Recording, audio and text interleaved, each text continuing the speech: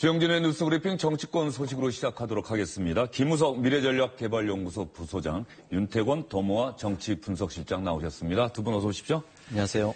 SBS의 민성기 선임기자도 함께합니다. 민 기자도 어서 오십시오. 안녕하세요. 오늘 첫 소식은 문재인 대통령의 친서를 갖고 미국과 일본을 방문한 홍석현 전 회장, 문희상 의원 이야기로 시작을 해보도록 하겠습니다. 오늘 출국할 때 공항에서 기자들을 만났는데요. 두 사람 어떤 얘기했는지 특히 홍석현 특사의 이야기에 한번 주목해 보시기 바랍니다.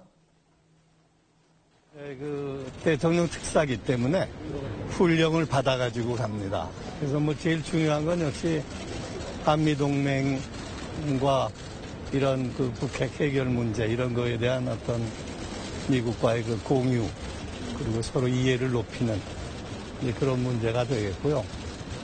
정상회담이 시기가 아직 날짜는 안 박혔지만은 6월 말로 발표가 됐기 때문에 거기에 따른 또 여러 가지 후속 조치에 대한 의논 같은 것 이런 것이 중심이 될 것 같아요. 북핵 문제에 관해서는 큰 방향에 대해서는 두 분 정상의 전화 통화에서 많은 공통인식이 밝혀졌기 때문에 이번에 가서 이제 우리 정부의 입장, 대통령의 생각 이런 거를 전하고 또 그쪽 이야기도 듣고 큰 차이가 없지 않습니까? 네. 훈령상에 이제 그 부분에 대한 언급도 있는데요. 후보 때 한 발언하고 또 대통령이 뒤에서 또 상대가 있는 그런 문제니까 그건 좀 차이가 있지 않겠어요. 그리고 대통령의 발언을 제가 이해하기로는 미국과의 어떤 생각의 차이라기보다는 국내에서의 절차 문제를 저는 언급을 한 거로 이해를 하고 있습니다. 예, 대통령 친서에는 어떤 메시지가 담겨 있습니까? 친서는 드리기 전에는 공개할 수 없어요. 친서 잘 전달하고 오겠습니다. 위안부 합의 문제에 관련해서 재협상 공식적으로 요구하십니까? 특사로 가가지고 재협상 하자고 한다는 건 좀 너무 오버하는 거 아니에요? 특사는 특사일 뿐이에요. 친서를 전달하고 국민의 뜻이 이렇다는 말씀은 전해야겠죠. 그리고 셔틀 외교 복원 이야기도 나오고 있는데 셔틀 외교도 좀 공식적으로 제안하십니까? 네. 저는 개인적으로라도 그렇고 정부의 방침도 그렇고 앞으로 자주 그리고 빨리 만나자 이것이 본 퀴즈니까 또 대통령 뜻도 그러시고요. 그 말씀은 꼭 전할 겁니다. 홍석현 특사 이야기 중에 말이죠, 민성기 기자. 네. 사드 문제 관련해서 후보 때 발언하고 대통령이 돼서는 좀 차이가 있지 않겠느냐. 미국과 어떤 생각의 차이라기보다는 국내에서의 절차 문제를 언급을 한 걸로 나는 그렇게 이해를 한다. 이게 무슨 뜻입니까? 그 발언을 놓고 지금 설왕설래가 많이 되고 있는데요. 일단 대체적인 관측은 좀 기자들의 질문을 받으면서 일반론적인 얘기를 한 건 아니냐. 그러니까 지금 사드가 일정 부분 배치돼 있는 상황에서 문재인 대통령이 일방적으로 반대하거나 부정적인 입장을 가진 건 아니다. 다만 사드 배치가 결정되는 과정에서 공론화가 제대로 거치지 않았기 때문에 그 부분에 대해서는 여권 내에서도 국회 동의 절차가 필요하다 이런 얘기를 하고 있거든요. 그러니까 그 부분에 대해서는 우리가 입장을 정해서 얘기할 수 있다. 이런 취지의 발언이라는 관측이 많습니다. 국회에서의 동의 절차, 국내 절차 문제라고 하는 것이 결과적으로 사드 배치 이미 들어와 있는 것도 있는데 사드 배치가 정말 확정되기 위해서는 국회에서의 동의 절차가 필요하다. 이런 뜻이라는 얘기입니까? 지금 우원식 원내대표를 비롯해서 민주당의 입장은 지금 미국이 10억 불 얘기까지 지금 하고 있기 때문에 그런 상황이라면 국회 동의 절차를 거쳐야 되는 거 아니냐라는 게 민주당의 주류입니다. 김우석 부소장 생각은 어떠세요? 홍석현 특사가 이 얘기가 몰골 파장을 생각 안 하고 얘기한 것 같지가 않거든요. 그렇죠. 특사라고 하는 게 아까 얘기했듯이 훈령을 받아서 가지만 나름대로 자기 해석을 해서 면담을 하는 사람이지 않습니까? 가가지고 현장에서 대통령 뜻을 전하는 사람의 입장에서 얘기했다는 것이 굉장히 의미가 있고 그런 부분들에 대해서 문재인 대통령과 교감이 없었으리라고 보기엔 좀 힘든 것 같아요. 일단은 그리고 특사라고 하는 게 뭐 의원들이야 의원 외교라고 하는 부분들에 대해서 나중에 역할을 할 수 있지만 지금 홍석현 특사도 그렇고 이후에 그 파견된 특사도 그렇고 의원 신분이 아니란 말이죠. 그럼 향후에서 어떤 형식으로든지 그 관계를 계속 그 역할을 할 수 있다라고 하는 측면에서 나름대로는 뭐 계산된 그 대화 뭐 의사 표시다 이렇게 보여지고요. 저 부분을 결국은 그 정상회담에서 어떤 얘기를 할 것인가가 중요한 거 아니겠습니까? 그런 면에서 특사는 일정 정도 분위기를 깔아놓고 그다음에 여지를 열어놓고 대통령 간에 대화를 할 수 있는 분위기를 성숙하게 하는데 주안점이 된다. 이런 의미에서 과잉하게 해석하는 부분들에 대해서는 좀 조심할 필요는 있다. 이렇게 생각이 됩니다. 오히려 과잉 해석하는 게 안 좋을 수 있다. 그런 말씀이신 것 같고요. 윤태권. 저는 이제 문 대통령이 당선되면서부터 이런 건 조금 기정사실이 됐던 것 같아요. 예컨대 사드를 철수한다거나 뭐 돌려 있는 걸 뺀다거나 이러기는 쉽지 않을 것이 예측이 됐었는데 근데 국회 동의 절차 어떤 식으로든지 간에 지지자들을 위해서라도 뭔가 이 절차를 밟긴 밟을 것 같아요. 하지만 저는 약간 여기서 우려되는 부분이 이제 당청 관계와 국회하고의 청와대 관계 등인데 과거 이라크 파병 때를 한번 떠올려 보면은 그때하고 유사한 흐름이 있을 수가 있습니다. 그때는 이제 뭐 한나라당, 민주당 양당 체제인데 한나라당은 적극 찬성, 민주당 내에서 이제 진보 진영 중심으로 해서 좀 의견들이 엇갈렸지 않습니까? 지금도 만약에 국회에 어떤 동의 절차를 밟는다고 하면은 자유한국당이나 바른정당은 뭐 적극적 동의겠죠. 그리고 국민의당도 뭐 많이 돌아섰지만은 국민의당에서도 뭐 한 3대1 정도 갈릴 수 있을 것이고 정의당은 5명 다 반대일 것이고 그럼 제 의견이 갈릴 곳은 민주당밖에 없는 거 아니겠습니까? 그래서 이 부분이 문 대통령과 청와대 입장에서는 미국과의 관계도 있지만은 결국 국내 정치에서 특히 당청 관계를 어떻게 풀어내느냐, 또 진보적 지지층하고 앞으로 국정 운영에 조금은 괴리가 있을 수밖에 없는데 그런 부분들을 어떻게 좀 이렇게 부드럽게 짚고 넘어가느냐에 대한 시금석이 될 것 같아요. 네. 어쨌든 간에 홍석현 특사의 이번 미국 방문, 트럼프 대통령을 면담할 수 있을지는 아직 확정되지 않은 것으로 알려졌습니다. 펜스 부통령은 통상적으로 과거의 관례를 봤을 때는 만날 수 있다 이런 얘기가 있는데요. 미국의 주요 인사들 만난 자리에서 사드 문제와 관련해서 어떤 얘기 오고 가는지 주영길의 뉴스 브리핑도 계속 관심을 갖고 지켜보도록 하겠습니다. 한미 정상회담이 다음 달 말에 워싱턴에서 열리죠? 네, 그렇습니다. 홍석현 특사 그 얘기, 구체적인 일정이나 의제 뭐 이런 부분도 좀 얘기를 하겠네요. 아마 특사간 가장 중요한 이유가 그 정상회담을 조율하는 걸 겁니다. 그러니까 일정은 어떻게 할 것인지, 그리고 누구누구가 참석할 것인지, 그리고 의제는 어떤 걸 할 것인지 이런 거에서 놓고 일단 서로 상대방의 의견을 타진하고 특사가 돌아오면 그걸 우리 외교부나 청와대에 전달하고 그다음에 그 이후에 외교부와 청와대가 미국 국무부나 백악관과 공식적인 일정 조율을 하는 그런 절차를 거칠 것으로 보입니다. 예. 대선 기간에 뭐 대통령이 당선되면 뭐 북한을 간다 이런 얘기 때문에 문재인 대통령이 많은 오해를 받기도 했는데 결과적으로는 가장 먼저 가장 강력한 동맹국인 미국을 방문하도록 일정이 짜여졌습니다. 그렇습니다. 사실 뭐 4강 외교라고 얘기하지만 역시 그 중에서도 한미동맹이 가장 기본적인 틀 아니겠습니까? 그래서 미국을 통해서 중국을 움직이고 중국을 통해서 북한을 움직이고 이 구조가 있고 또 한미동맹의 파생적으로 또 미일 동맹이라고 하는 부분들에 있어서 미일, 한 이 부분에 있어서는 상당 부분 견고한 틀을 잡아야 한다라고 하는 인식이 있기 때문에 예, 지금 김우석 부소장 얘기하는 동안에 나오는 장면이 문재인 대통령이 어제 청와대로 정의영 외교안보 태스크포스 팀장을 방문한 포틴저 미국 백악관 국가안전보장회의 아시아 담당 보좌관이죠.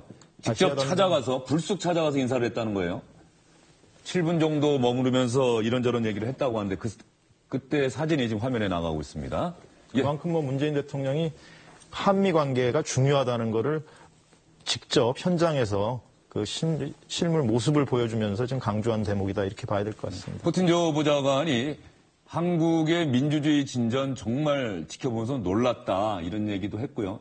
문재인 대통령이 어제 특사들과 오찬하면서 이 한국의 새로운 정부가 또 한국의 민주주의는 피플 파워 여기에 달려있다. 이게 핵심이다라고 하는 부분은 꼭 강조해달라. 뭐 이런 얘기를 했다는 얘기도 언론에 보도가 됐는데요. 김우석 부장님 얘기 계속 해주시죠. 일단 각 나라가 다 불확실성이 해소된 거 아니겠습니까? 마지막 단계에서 문재인 정부가 대한민국에서 생겼고 그 이후에는 치열한 수싸움이 있을 것 같아요. 그래서 한미 정상도 그 선상에서 논의가 돼야 할 것 같고 특사들한테 얘기하기를 문재인 대통령이 우리 정부는 피플 파워에 의한 정부다라고 얘기하는 것도 사실은 협상력을 극대화하기 위해서 하는 얘기로 보여집니다. 예. 결국은 뭐 이 부분에 대해서는 한 달 반, 2달 정도까지 굉장히 치열한 외교전이 벌어질 거다 이렇게 보여집니다. 피플 파워 관련해서요. 문희상 의원이 방문하는 일본. 그런데 지금 한국과 일본의 정상들이 자주 교류했으면 좋겠다 이런 뜻을 공공연하게 문희상 의원이 얘기를 하고 있단 말이에요. 그런데 거기에 분명히 걸림돌이 있지 않습니까? 한일 정부 간의 위안부 합의. 이 문제를 해결하지 않고도 만나겠다는 뜻인지 어떻게 받아들이고 있습니까? 근데 이제 한일 위안부 합의는 제 가치 평가는 차치하고 양국 간의 이제 합의냐 합의죠. 그게 이제 좋은 합의냐 나쁜 합의냐에 대한 해석은 다를 수가 있겠지만은 그래서 이제 우리 정부 입장에서 부담이 있는 건 사실입니다.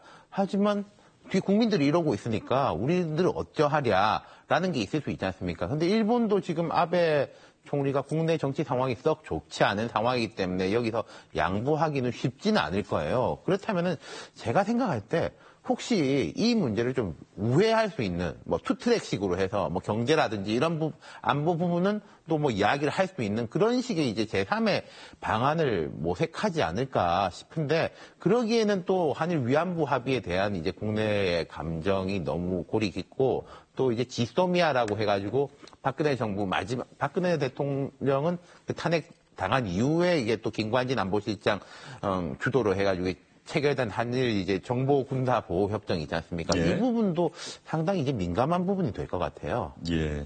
셔틀 외교를 빨리 복원하자. 뭐 워낙 이웃 나라고 지리적으로 가까운 나라다 보니까 한일 정상이 수시로 만날 수 있다. 뭐 서울과 도쿄에서 번갈아 만난다. 문재인 대통령이 한일 관계 복원에 대해서는 강력한 의지가 있다. 이렇게 받아들여도 되겠습니까? 뭐 그렇죠. 뭐 과거사 문제가 크게 쟁점이 되고 그러면 한일 관계가 굉장히 냉각되는데 그런 걸 좀 벗어나서 과거사 문제는 투트랙으로 좀 돌려놓고 경제라든지 외교의 현안들에 대해서는 좀 긴밀하게 협의하자 이런 의지가 좀 담겨 있는 것 같고요. 셔틀 외교라는 게 소위 얘기하면 격식을 좀 줄인 정상회담인데 과거 정권에서도 매번 해왔습니다. 그러니까 추진을 하다가 과거사 문제가 터지면 중단이 되고 이랬는데 소위 빨리 한일 관계를 좀 정상화하자 이런 의지가 담겨 있는 것 같습니다. 그러면 어제는 제가 직접 전달을 해드렸는데요. 문재인 대통령이 특사들과 점심 식사를 하면서 왜 여러분들을 특사로 보내는지 여러분들이 방문하는 나라에서 중요한 인사들과 만나서 어떤 얘기를 해주셨으면 좋겠는지 문재인 대통령이 한 얘기를 여러분께 직접 보여드리겠습니다. 예, 모두 반갑습니다. 다들 중요한 역할들 맡으셔서 좀 먼 길들 떠나시는데 그냥 제가 밥 한 끼 대접하는 그런 자리라고 좀 편하게들 생각을 해주시고요. 아시다시피 지금 우리 그 새 정부 출범과 함께 아마 과거 어느 때보다 엄중한 그런 외교 안보 상황을 우리가 물려받은 것 같습니다. 게다가 지난 한 6개월 정도 동안 정상 외교가 공백 상태에 있었고요. 이런 상황 속에서 우리가 지금의 외교 안보 위기 상황을 하루빨리 극복해내고 또 이 정상 외교 공백을 또 메꿔내고 하는 것이 새 정부의 가장 시급한 과제가 된 것 같습니다. 2003년도에 노무현 대통령 당선자 특사를 한번 다녀왔고 이번이 두 번째 가게 되는데 이번에 가서 대통령님의 뜻을 아주 잘 전달을 해서 좋은 성과를 얻어오도록 그렇게 노력을 하겠습니다. 감회가 새롭고요. 오늘 이렇게 초청해 주시고 맛있는 밥 주시고 또 특사로 유명해 주시고 여러 가지로 고맙다는 말씀을 먼저 드리고 저도 조그만 몫을 할 수 있다는 긍지를 가지고 열심히 노력하겠습니다. 감사합니다. 저도 그 청와대 본관은 참 오래간만에 와봤습니다. 아주 감개가 무량합니다. 이제 곧 이 두 분 정상들이 만나실 텐데 그 정상회담이 아주 성공적으로 추진될 수 있도록 조그만한 힘을 보태서 정지 작업을 하고 오겠습니다. 네, 정상외교의 공백을 메꾸는 것이 새 정부의 시급한 과제다. 문재인 대통령 이렇게 얘기를 했습니다. 중국 특사는 이해찬 의원이고요. 러시아 특사는 송영길 의원입니다. 이해찬 의원은 내일 중국을 방문하기 위해서 내일 출국할 예정이다. 이렇게 알려지고 있습니다.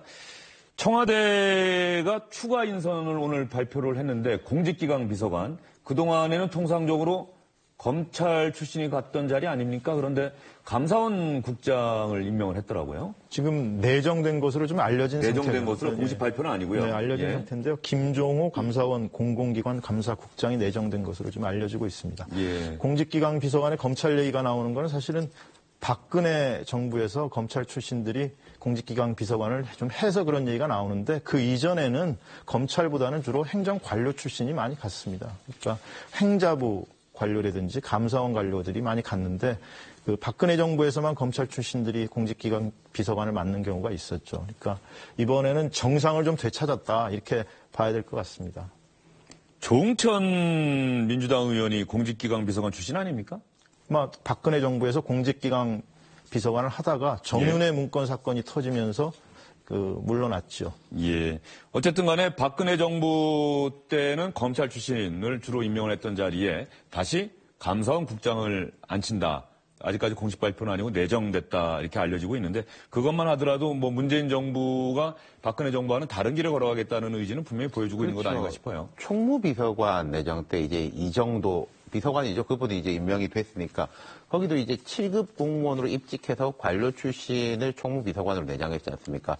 사실 총무비서관들은 뭐 대통령의 이제 금고직이 내지는 이제 청와대 내에서 이제 예산을 담당하는 사람이었는데 거기에 이제 측근이 아닌 관료 출신 임명했고 공직기강 비서관까지 관료 출신 감사원 관료 출신 임명함으로 인해 가지고 이것은 뭐 내가 가까운 손발을 이용해 가지고 청와대라든지 공직사회를 조금 강하게 틀어주겠다라는 것보다는 시스템으로 운영되도록 하겠다라는 문 대통령의 강한 의지가 사람으로 드러난 것 같습니다. 예. 조국 민정수석 이야기도 어제 제가 제 입으로는 전해드렸었는데 조국 민정수석이 구체적으로 어떤 얘기했는지 오늘 공직기강 비서관이 내정됐다는 얘기를 여러분께 전해드린 만큼 그것과 관련해서 조국 민정수석이 공직기강 확립을 대단히 강조했고요. 특히 또 하나 강조한 부분이 있습니다. 문서 파기나 유출 절대 하지 마라 이렇게 지시를 했다고 하는데요. 박수현 청와대 대변인의 이야기 한번 직접 들어보시죠. 조국 청와대 민정수석 비서관은 각 기관의 복무기간과 보안 업무 현황에 대해 업무 보고를 받았습니다. 조국 민정수석은 이 자리에서 6개월 이상의 국정 컨트롤타워 공백을 최소화하기 위해 공직기강을 강화할 수 있도록 즉각적이고 신속한 조치를 강구해 이행하고 이러한 뜻이 공직자들에게 명확히 전달될 수 있도록 할 것을 지시했습니다. 또한 종이 문서 및 전자문서에 대한 무단 파쇄나 유출, 삭제를 금하도록 지시하고 이를 위반하지 않도록 강조했습니다. 마지막 부분 말이죠. 저 문서나 유출, 삭제 뭐 이런 것도 절대 하지 말라고 강조한 부분. 어떤 의도에서 어떤 생각에서 조국 수석이 저 부분을 강조했을까요? 일단은 인사나 외교안보 분야의 중요한 결정사항 이런 것들은 좀 기록이 남아있으면 국정을 인수인계 받아서 갈 때 도움이 되니까 그런 부분을 좀 기록을 좀 남겨달라 이런 취지가 좀 담겨 있는 것 같고요. 또 하나는 그 정윤회 문건 재조사하겠다고 하잖아요. 그러니까 적폐청산, 그 과거 정권의 잘못된 거를 좀 바로잡으려고 하는 과정에서 문서들이 남아있는 거 폐쇄하면 안 되니까 오해받을 일 하지 말아라 이런 경고의 의미도 담겨 있는 것 같습니다. 그런데 청와대에서 나오는 얘기가 박근혜 정부로부터 넘겨받은 문서 뭐 이런 것들이 자료 이런 게 거의 없다 이런 얘기가 좀 나오고 청와대는 있습니까? 좀 특수한 경우에 속하죠. 그러니까 매번 정권 교체할 때마다 남겨놓은 자료가 별로 없다. 하드에 남아있는 게 별로 없다는데 물론 뭐 전 정권에서 좀 꺼려하는 자료들 파쇄했을 수도 있는데 또 이런 측면도 있습니다. 법이 그 대통령 기록물이나 공공기관 기록물 관리에 관한 법이 청와대에서 전자나 종이로 생산한 문서는 국가기록원에 넘기고 나머지는 파쇄하도록 되어 있습니다. 그러니까 법 자체가 조금 너무 성기게 좀 돼 있어서 남겨야 될 문서도 있을 것이고 국정 인수인계를 위해서는 또 그 폐기 처리해야 될 문서가 있을 텐데 그런 거를 좀 면밀하게 좀 분석을 해서 나눠놓지 않고 너무 러프하게 좀 거칠게 법 규정을 해놔가지고 정권 인수인계를 할 때마다 소위 전 정권에서 자료를 줬느냐 안 줬느냐 이런 논란이 계속 재현되고 있는 그런 상황입니다. 지금 민성 기자 설명을 들어보면 우리는 이 조선왕조실록 보면서 조선시대에도 그 왕의 일거수일투족 또 했던 말들이 다 기록으로 남아서 지금 우리가 그걸 보고 있는데 문명이 더 발전한 대한민국 정부 수립한 이후에 역대 대통령들이 언제 어느 날 무엇을 어디에서 어떻게 했고 어떤 얘기를 했는지를 사실 확인할 수 있는 기록이 남아있지 않다. 이건 좀 난센스 아닌가 싶은 생각도 좀 들어요. 그런 측면이 있죠, 확실히. 그런데 이게 보존이 안 되는 거라고 보기에는 좀 힘든 게 있어요. 조선 왕조실록도 당대에 못 보는 거 아니었습니까? 그래서 그 다음 왕 때는 볼 수 있었다라고 하는 게 의미가 있는 거고, 이번 같은 경우에도 대통령 기록물 같은 경우에는 보관이 되는 과정이기 때문에 사실 그 부분에 대해서 일면적으로 다 같이 비교 평가하기는 좀 쉽지 않은 측면이 있습니다. 어찌됐든 지금은 아까 말씀하셨듯이 지금 인수위가 없기 때문에 벌어지는 일들이에요. 인수위가 있어가지고 대통령 비서실과 인수위 간에 계속 얘기를 하면서 자료들을 적절하게 추려가지고 받고 이런 과정이 있었으면 이런 문제가 어떻게 보면 굉장히 작아질 수 있었는데 지금은 갑작스럽게 바뀌고 그다음에 그 전에 대통령 탄핵 사태 때문에 압수수색 하느냐 마느냐 이런 공방이 계속 있었지 않습니까? 그래서 그런 부분들에 대해서 기록을 계속 유지하기가 힘들었다. 예, 지금 청와대 장면입니다. 윤영찬 국민소통수석이 뭔가 발표할 게 있는 것 같습니다. 한번 들어보시죠. 문재인 대통령은 서울중앙지검 이영렬 검사장과 법무부 안태근 검찰국장 간의 소위 돈봉투 만찬 사건에 대한 감찰을 법무부와 검찰청에 지시했습니다. 당시 검찰국장은 수사팀장들에게 70에서 100만 원씩의 경력금을 지급했고 서울지검장은 법무부 과장 2명에게 100만 원씩의 경력금을 지급했습니다. 법무부 과장들이 받은 경력금은 다음 날 서울중앙지검에 반환되었습니다. 현재는 물론 당시에도 법무부는 장관 부재 상태에서 법무부 차관이 장관 대리를 하고 있었습니다. 안태근 검찰국장 경력금의 출처와 제공 이유 및 적법 처리 여부가 확인되어야 합니다.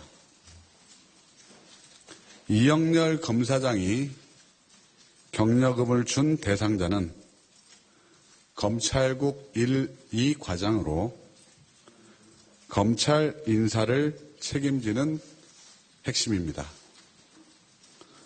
수령한 경력금을 반환한 것은 당연한 것이나 이 검사장의 경력금 제공의 이유와 배경은 조사되어야 합니다. 법무부 감찰위원회와 대검찰청 감찰본부는 이상의 점에 대하여 엄정히 조사하여 공직기강을 세우고 청탁금지법 등 법률 위반이 있었는지 여부도 확인해야 합니다. 또한 법무부와 검찰의 특수활동비 사용이 원래 용도에 부합하게 사용되고 있는지도 조사되어야 합니다. 이상입니다.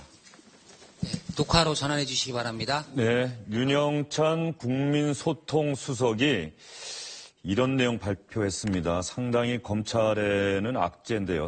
이영렬 서울중앙지검장 그리고 안태근 법무부 검찰국장이 얼마 전에 만찬을 했다. 만찬하는 자리에서 그 수사관들과 법무부 과장들에게 이영렬 지검장은 100만 원씩 그리고 안태근 검찰국장은 70만 원에서 100만 원씩의 돈을 지급을 했는데 이 돈의 출처, 돈을 준 이유가 무엇인지를 법무부와 대검찰청 감찰본부는 면밀하게 조사를 해야 한다. 공직기강 세워야 하고 김영란법을 위반했는지 여부도 확인을 해야 한다. 이렇게 문재인 대통령이 지시를 했다고 합니다. 민성기 기자, 네. 검찰개혁이라고 하는 이 말이 문재인 정부의 하나의 상징 같은 말이 되고 있는데 이런 상황에서 문재인 대통령이 또 이 만찬, 부적절한 만찬에 대한 감찰을 지시했다. 상당히 개혁 드라이브를 강하게 걸겠다는 뜻 아닌가요? 그동안 검찰의 설명은 저게 일종의 관행적인 거다. 관행적인 거에서 별 문제가 없다. 이렇게 해명을 해왔었는데 대통령이 직접 감찰을 지시했다는 거는 검찰의 해명 내가 받아들이지 못하겠다 이런 뜻 아니겠습니까? 그러니까 검찰 개혁의 시동이 이번 사건으로부터 시작되는 거 아닌가 싶습니다. 예. 이영렬 서울중앙지검장, 안태근 법무부 검찰국장, 뭐 그야말로 검찰에서는 요직 중에 요직, 가장 핵심에 있는 사람들 아니겠어요? 그렇죠. 지금 장관이 없지 않습니까? 그리고 검찰총장도 없어요. 그러면 이 대검 차장하고 차관이 대행을 하고 있는데 사실상의 이제 핵심적인 자리는 저 두 사람인 거죠. 거기다가 오늘 이 발표를 대변인이 하지 않고 국민소통 수석이 했다는 것은 이 대통령의 메시지를 격상시키고 힘을 싣겠다는 청와대의 의지가 깔려 있는 거 아니겠습니까? 그리고 뭐 이게 아마도 조사를 하면은 되게 어려워질 거예요. 검찰하고 법무부가. 이런 돈이 어디서 나왔느냐. 뭐 자기 개인 돈을 주지 않았으면 아마 검찰총장 특수활동비가 이제 쪼개져가지고 나갔을 건데 이게 장관도 없는 자리에서 그러면은 법무부 검찰국장은 자기의 활동비를 누구한테 받아가지고 썼을 것이냐. 이런 부분까지 들어갈 것이고. 지금 그 부분 특수활동비라고 구체적으로 국민소통수석이 언급을 했어요. 그렇죠. 특수활동비가 그 명목대로 사용되고 있는지도 네. 감찰해야 한다. 그리고 통상 장관의 특수활동비는 얼마 되지 않는데 검찰총장은 특수활동비가 꽤 됩니다. 관행적으로 장관하고 이제 나눠 쓰는 문화, 이건 뭐 과거 정부에도 다 그랬긴 했는데 이런 것까지 이제 들여다보게 될 것 같고, 그리고 보통 새 정부 때 되면은 이런 게 언론 보도라든지 내부 고발로 인해 가지고 뭐 개혁 혹은 이 인적 청산이 시작되는 경우들이 많거든요. 이게 많이 보던 모습이에요, 실은.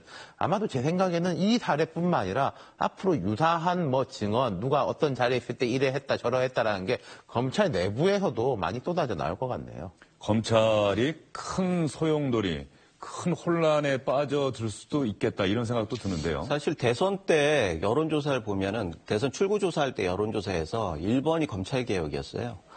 정치권 개혁도 있지만 그거는 뭐 대통령이나 행정부에서 할 수 있는 게 아니니까 사실은 언론개혁 3등이 언론개혁이었는데 할 수 있는 건 검찰개혁이라는 얘기죠. 그래서 검찰개혁에 대해서는 문재인 정부가 어떻게든지 손을 써야겠다 이런 의지가 있는 거고, 그런데 우병우 전 민정수석 같은 경우가 전화 통화를 했던 당사자 아니겠습니까? 그런데 우병우 수석에 대해서 면죄부를 줬다라고 하는 그런 분위기가 있었던 것 사실이고, 그래서 그런 것들에 대해서 조사를 하기 위해서라도 이 부분은 감찰을 할 수밖에 없었다 이렇게 전략적으로 그렇게 해석이 되고요. 그런 면에서 김종호 내정자 같은 경우가 첫 번째 공직기강 비서관 내정자 말이죠. 첫 번째 겪어야 할 아주 중요한 업무다 이렇게 보여집니다. 예. 제가 약간 덧붙이자면 이영렬 중앙지검장 같은 경우에는 참여정부에서 사정비서관을 지냈었어요. 그리고 박근혜 전 대통령이 좀 구속을 시켰기 때문에 검찰 내부에서는 뭐 우리 이 정도면은 새 정부한테 좀 면이 서는 거 아니냐라고 했던 기류가 조금 있었던 것 같습니다만은 엊그제 보도와 오늘 대통령 지시로 인해 가지고 그런 건 전혀 없다는 것을 이제 청와대가 그냥 직접 응답을 한 것 같네요. 검찰 조직에다가. 검찰개혁, 조국 민정수석 임명 때부터 검찰개혁 반드시 관철해내겠다. 노무현 대통령도 노력했지만 결과적으로는 실패했다는 평가를 받은 부분이 바로 검찰개혁 아니겠습니까? 그렇죠. 뭐 문재인 대통령도 과거를 회고하면서 노무현 대통령 시절에 검찰개혁을 제대로 이행하지 못한 부분에 대해서 대단히 안타깝다는 심정을 여러 차례 표시한 적이 있습니다. 더군다나 문재인 대통령이 노무현 대통령 당시 첫 민정수석아니었습니까? 예. 검찰을 담당하는 수석이었는데 그때 일반 평검사랑 노무현 대통령이 토론하면서 막 가자는 거죠. 이렇게 대통령이 얘기할 정도로 토론 분위기가 안 좋았던 그런 전례가 있었죠. 예. 그런 측면에서 보면은 이번 이영렬 서울중앙지검장, 안태근 법무부 검찰국장의 만찬, 부적절하다는 평가를 받고 있고 언론에서 그 내용이 폭로가 됐고요. 경찰국장과 서울중앙지검장이 법무부 과장들, 수사관들에게 준 돈, 이 돈이 특수활동비에서 나갔다고 한다면 특수활동비가 과연 제대로 쓰이고 있는 건지 이 부분까지 명확하게 감찰하라고 문재인 대통령이 특별히 지시를 내렸다. 이 내용을 윤영찬 청와대 국민소통수석이 직접 브리핑을 했습니다. 아마 지금 청와대 출입기자들과 일답하고 있을 텐데요. 잠시 뒤에 보다 구체적인 내용이 들어오면 여러분께 또 전해드리도록 하겠습니다. 저희는 정치권 소식 자유한국당 얘기로 한번 가볼까요? 자유한국당 그동안 여러분께 전해드릴 기회가 별로 없었는데요. 자유한국당, 다른 정당은 지금 대선에서 패배한 이후에 또 민주당은 대선에서 승리한 이후에 상당히 발빠르게 어떤 변신을 하고 있습니다. 원내대표들도 새로 뽑고 말이죠. 그런데 자유한국당만 이상하게 조용하다. 이런 얘기가 나오고 있습니다. 정작 홍준표 대선 후보를 지근거리에서 도왔던 이철우 사무총장만 사무총장 자리에서 물러나고 그만두는 사람이 별로 없습니다. 이러다 보니 홍준표 대선 후보 지금 미국에서 둘째 아들 집에 머물고 있는데 페이스북에 계속 글을 올리고 있다고 합니다. 홍준표 전 대선 후보의 글 대선 때와 비슷하게 정말 거침없이 당내 친박계를 비판하고 있습니다.